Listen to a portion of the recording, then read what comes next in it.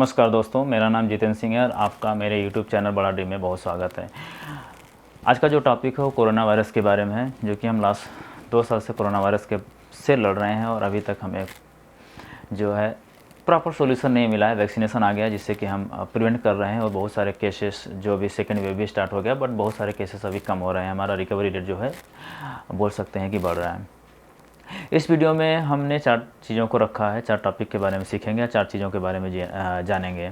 जो पहला टॉपिक है, सबसे पहले हम यही जानेंगे कि कोरोना वायरस है क्या और ये कैसे आया, ये पहले से ही था या अभी नया आया, इसके बारे में हम जानेंगे। और ये कैसे ह्यूमन में अटैक करता है वो भी इस वीडियो में हम देखेंगे। जो दूसरा टॉपिक है वो है इसकी टेस्टिंग कैसे की जाती है और कौन कौन सी टेस्टिंग अभी हमारे पास अवेलेबल है जिससे कि हम पता करते हैं कि कोरोना वायरस है या नहीं है। और तीसरा जो चीज़ है वो वैक्सीन और वैक्सीनेशन क्या होता है, ये कैसे वर्क करता है। और जो चौथा चीज़ है, कितनी टाइप की वैक्सीन हैं और जो भी कोरोना वायरस के लिए वैक्सीन हो कौन कौन सी वैक्सीन अवेलेबल है और उस वैक्सीन में कौन सी अच्छी है कौन सी ख़राब है, वैक्सीन लेना अच्छा या नहीं, ये सारी चीज़ें हम इस वीडियो में सीखेंगे। तो हम स्टार्ट करते हैं। सबसे पहले हम जानेंगे कि कोरोना वायरस क्या है। सो कोरोना वायरस ये एक ग्रुप ऑफ वायरस है या फैमिली ऑफ वायरस है।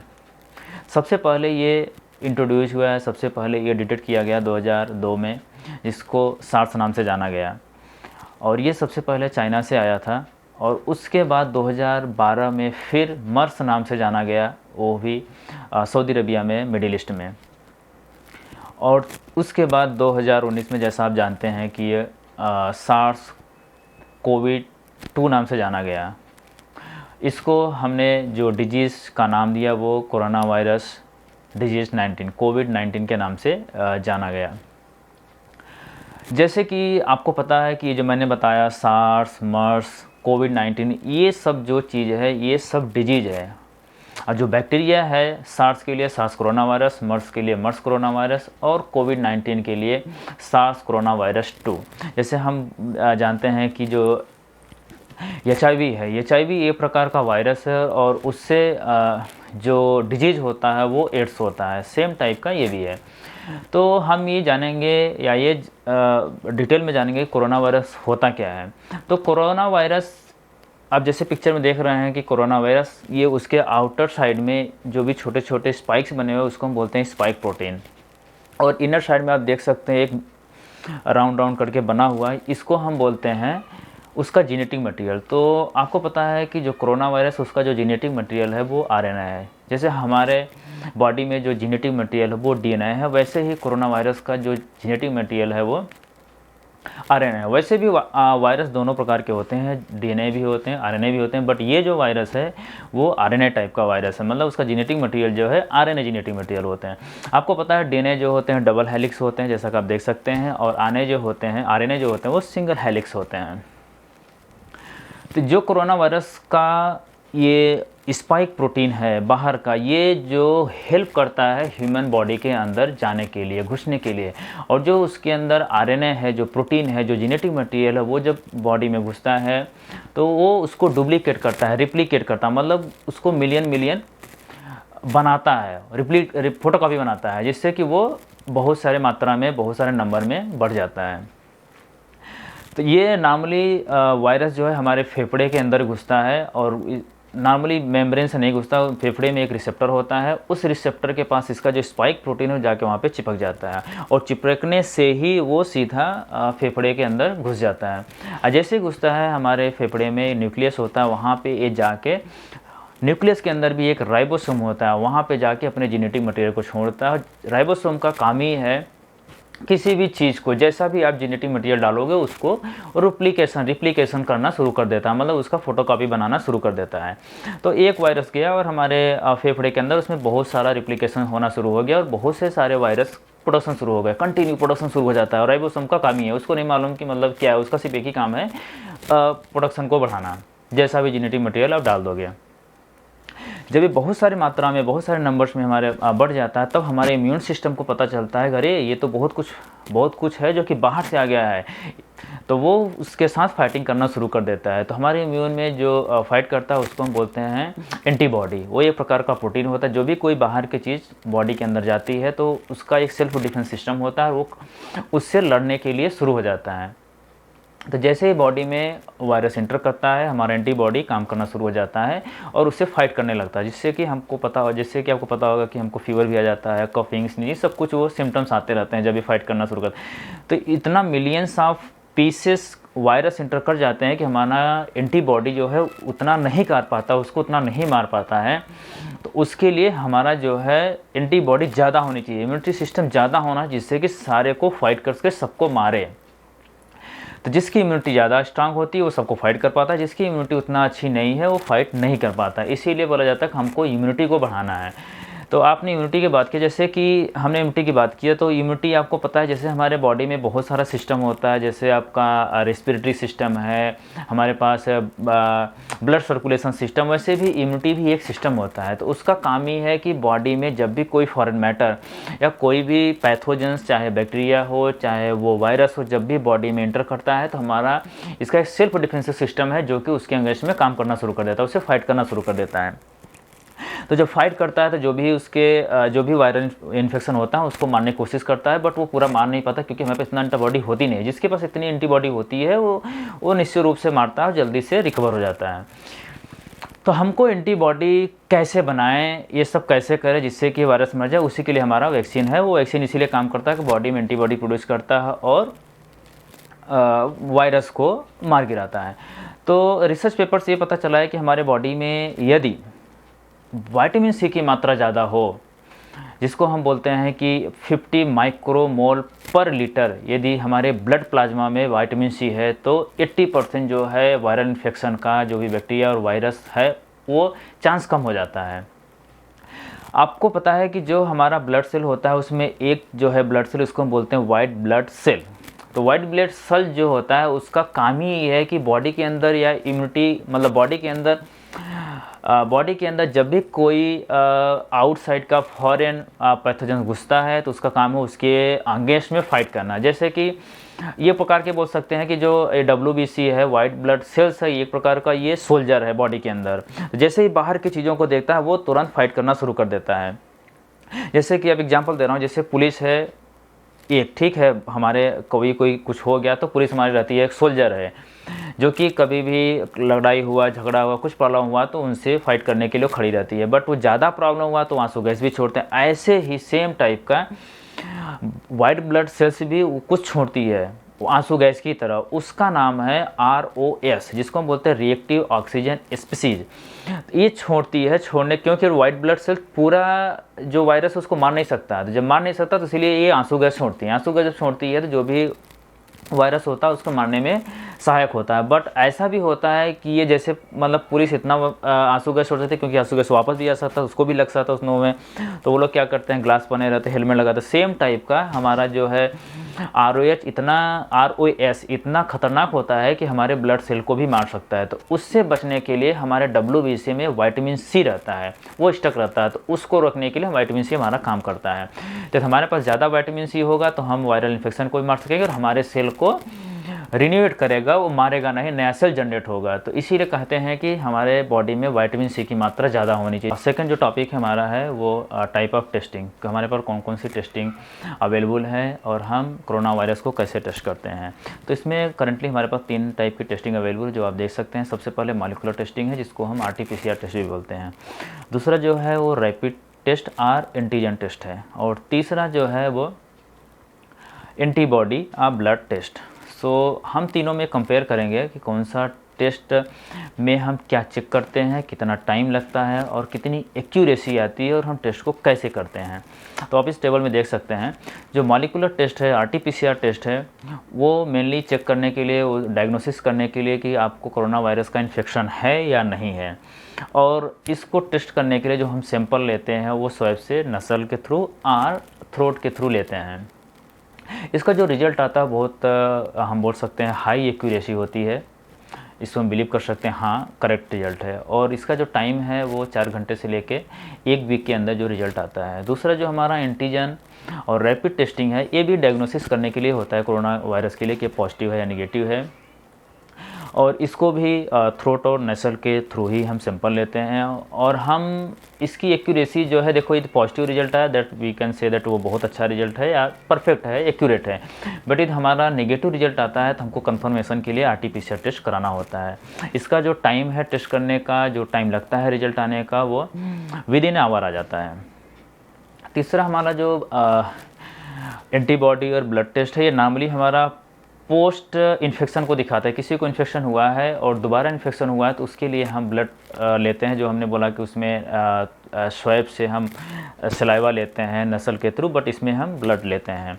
और इसका जो टाइमिंग है वो within 1 or 2 day result आ जाता है। और इसकी एक्यूरेसी हमको जानने के लिए डबल टेस्टिंग कराना चाहिए। एक बार हमने टेस्ट करा लिया तो हमको कंफर्मेशन के लिए दोबारा हमको ब्लड टेस्ट देके कंफर्म कराना चाहिए कि एक्चुअल में रिजल्ट है या नहीं है।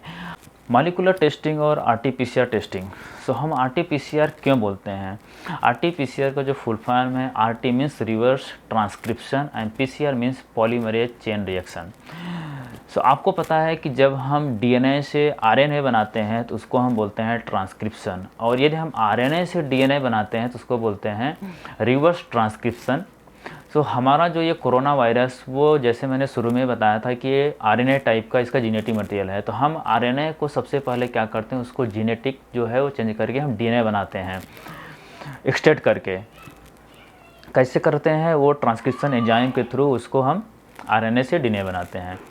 DNA बनाने के बाद हम इस DNA को RT-PCR मशीन में डालते हैं। RT-PCR मशीन में डाल के हम इसको चेक करते हैं। RT-PCR मशीन में एक मेजरिंग वैल्यू होता है जिसको हम बोलते हैं CT। CT का मीन्स साइकिल थ्रेशोल्ड वैल्यू। एक वैल्यू सेट किया गया है, उस वैल्यू तक यदि हम जाते हैं, उसका वैल्यू जो मैक्सिमम वैल्यू है वो 35 है, साइकिल थ्रेशोल्ड वैल्यू। ये CT जिसका 35 है, इसका मतलब है उसको कोरोना निगेटिव है। जितना कम CT वैल्यू है वो उसका जो नंबर ऑफ लोड या नंबर ऑफ वायरस है वो ज़्यादा है।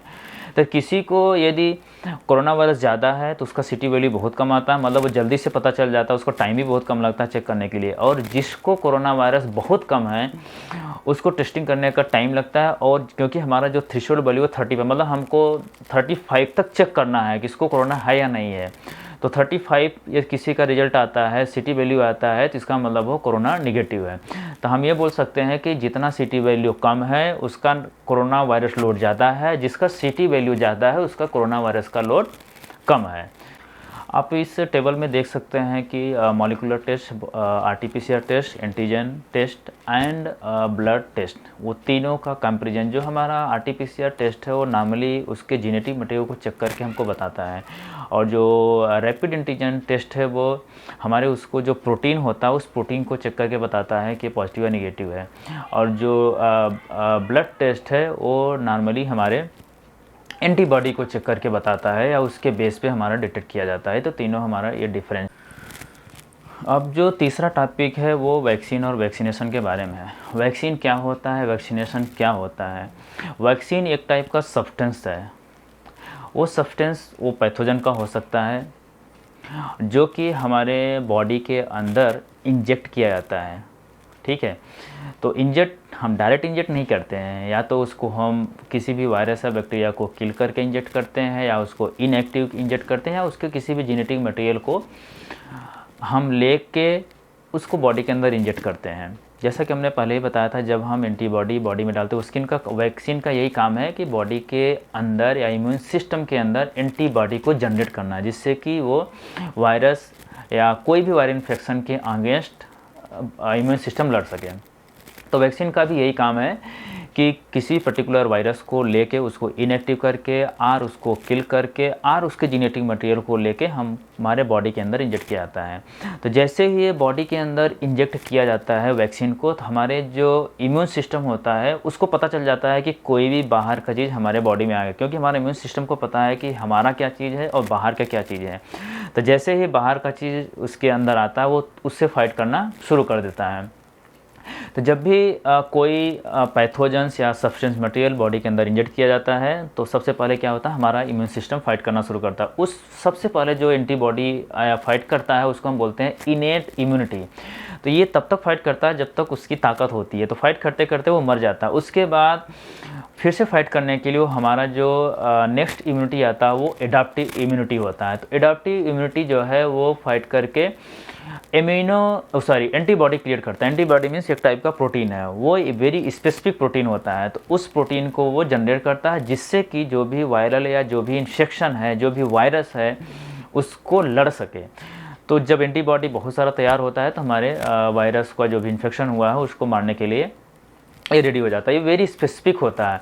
और ये जो एंटीबॉडी होता है या जो ये भी हमारा प्रोटीन होता है ये लॉन्ग लास्टिंग होता है। जैसे मान लीजिए कोई आपको वैक्सीन दे दिया गया, उस वैक्सीन में जो दिया जाता है, जो आपके अंदर सेल्स है वो एक मेमोरी रख लेते हैं। तो वो मेमोरी क्या रख लेते हैं कि ये टाइप का प्रोटीन उस बॉडी में स्टोर हो जाता है, सेल्स में स्टोर हो जाता है। उसको पता चल जाता है कि इवन 1 साल भी 2 साल बाद भी ये हमारे पास कोई इन्फेक्शन होता है तो हमारा सेल्स जो है वो रिमेंबर करता है कि हाँ ये जो है नया टाइप या उसी टाइप का कुछ है, तो उससे फाइट करना शुरू कर देता है। इसीलिए वैक्सीन जो है वो दिया जाता है जिससे कि ये कभी भी ये दोबारा इन्फेक्शन हो तो उससे रोकने के लिए कामगार हो। उसके बाद जब ये जो भी वायरस इंटर करता है, यदि वो सब मर जाते हैं तो हम हेल्दी हो जाते हैं। जैसा मैंने आपको बोला कि जो भी वैक्सीन बनता है वो वायरस के या बैक्टीरिया के किसी भी पार्ट को लेके उसको इनएक्टिव करके और उसको मार करके या उसके जेनेटिक मटेरियल को लेकर के वैक्सीन बनाया जाता है। हमारे पास जो वैक्सीन है वो 3 टाइप की वैक्सीन है। जो फर्स्ट वैक्सीन है वो है द होल माइक्रोब अप्रोच। इसमें 3 टाइप की वैक्सीन है। लाइव एटेन्यूएटेड वैक्सीन, ये जो वीकेंड वर्जन जो लिविंग पैथोजेंस है उसका बोल सकते हैं कि वीक वर्जन करके इसको हम वैक्सीन में यूज करते हैं। और जो सेकंड है वो इनएक्टिवेटेड वैक्सीन है and content inactivated dead version of pathogens को यूज करके हम वैक्सीन बनाते हैं। तीसरा जो है वायरल वेक्टर वैक्सीन। इसमें क्या है कि viral vector vaccine use as a modified version of a different virus as a vector of deliver protection. मतलब किसी भी दूसरे वायरस को यूज करके वेक्टर के रूप में यूज करके हम इसको वैक्सीन के में डाल के इसको इंजेक्ट करते हैं। जो कोरोना वायरस के लिए जो वैक्सीन बनाया गया वायरल वेक्टर को, उसमें एडिनो वायरस को यूज किया गया है। और जो सेकंड टाइप का वैक्सीन है सब यूनिट वैक्सीन। सब यूनिट वैक्सीन क्या होता है, किसी भी वायरस को उसका एक स्पेसिफिक पार्ट को यूज करके वैक्सीन बनाया जाता है। और स्पेसिफिक पार्ट वो प्रोटीन भी हो सकता है, शुगर भी हो सकता है। और तीसरा जो है वो जेनेटिक अप्रोच, इसको हम न्यूक्लिक एसिड अप्रोच बोलते हैं। इसमें वायरस के पर्टिकुलर प्रोटीन को यूज करके, स्पेसिफिक प्रोटीन को यूज करके हम वैक्सीन बनाते हैं और उसके बाद इसको इंजेक्ट किया जाता है। तो हमारे पास इसके लिए mRNA वैक्सीन है, जो कि उसका एग्जाम्पल है फाइजर एंड मॉडर्ना। तो आप इस टेबल में देख सकते हैं कि हमारे पास टोटल 4 टाइप का कोरोना वैक्सीन अवेलेबल है। Inactivated virus vaccine, viral vector vaccine, सब unit vaccine and mRNA vaccine. So inactivated virus vaccine है, उसमें से 2 वैक्सीन चाइना की है और एक कोवैक्सीन इंडिया की है और एक रसिया की वैक्सीन है। वायरल वेक्टर वैक्सीन में एस्ट्राजेनिक है और स्पुतनिक है, जॉनसन जॉनसन है एंड कोविशील्ड है जो कि इंडिया की है। सब यूनिट वैक्सीन में एक ईपीवैक कोरोना रसिया की है और आरबीडी डाइमर चाइना की है। और mRNA वैक्सीन जो है वो Pfizer biotech United state and Germany और मॉडर्ना यूनाइटेड स्टेट की है कि आप प्लीज़ आप वैक्सीन लगवाएं और ज़्यादा से ज़्यादा विटामिन सी खाने की कोशिश करें। आपको पता है विटामिन सी के लिए आप ऑरेंज खा सकते हैं, लेमन खा सकते हैं, आंवला खा सकते हैं। इन सब से आपका एंटीबॉडी और जनरेट होगा, प्रोटीन और जनरेट होगा और उससे आप फाइट करने में सक्षम होंगे। हम आपको समझ में आ गया होगा पूरा वायरस क्या है, उसकी क्या क्या टेस्टिंग है और वैक्सीन क्या है, वैक्सीनेशन क्या है, कौन कौन सी वैक्सीन अवेलेबल है, ये सारे डिटेल मैंने आपको वीडियो में समझाया है। मैं आपको एक नए वीडियो के साथ फिर से मिलता हूँ, तब तक के लिए नमस्कार।